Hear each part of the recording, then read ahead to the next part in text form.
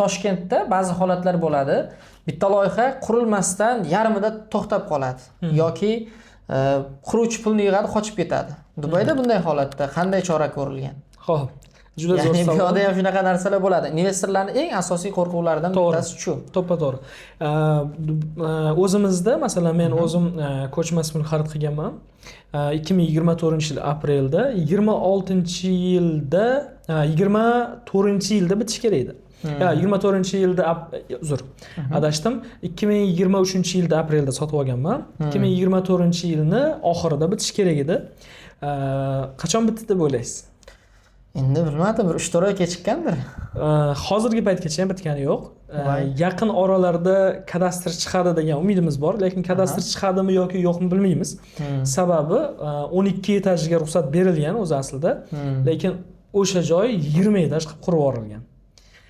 Ya'ni ertaga 12 etajga ruxsat, dokumentda ruxsat bor.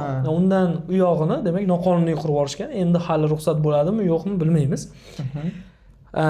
Ya'ni bunday olib qaraganda, men o'sha paytda pul to'lagan paytimda ham umid qilgandim, xudo qilib yaxshi odamlar bo'lsin, shu uyim bitsin deb turib umid qilgandik. Lekin Dubayda bu narsa yaxshi tizimga solingan. Endi O'zbekistonda ham mana shu escrow hisob raqamlari, tizimlar yo'lga qo'yilyapti, bu yerda bor uje.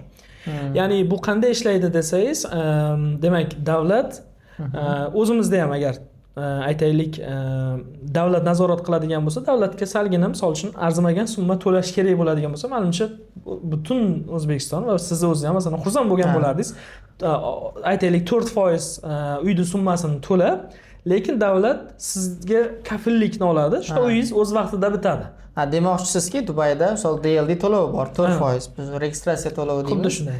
Ya'ni, misol uchun bu yerda davlat o'z bo'yniga olib, bu loyiha aniq bitadi, boshlang'ich to'lov to'lasang bo'ldi, men kadastr beraman deydi va bitishini ta'minlab beradi. Xuddi shunday. Ya'ni siz aytmoqchisizki, O'zbekistonda ham shu tizim joriy qilinib, ya'ni qanaqadir banklardan escrow account ochilib, agarda uyda umumiy miqdoridan 4% ustiga ustama, ya'ni registratsiya uchun to'lasang, biz sizga aniq bitkazib beraman desa, ya'ni hamma rozi bo'lgan bo'lardi. Albatta.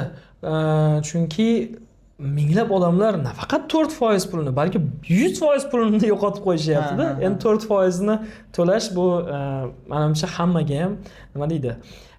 Bemalol to'lagan bo'lardik O'zbekistonda shu narsa bo'lganda ham, davlat aniq bu uy bitadi degan holatda.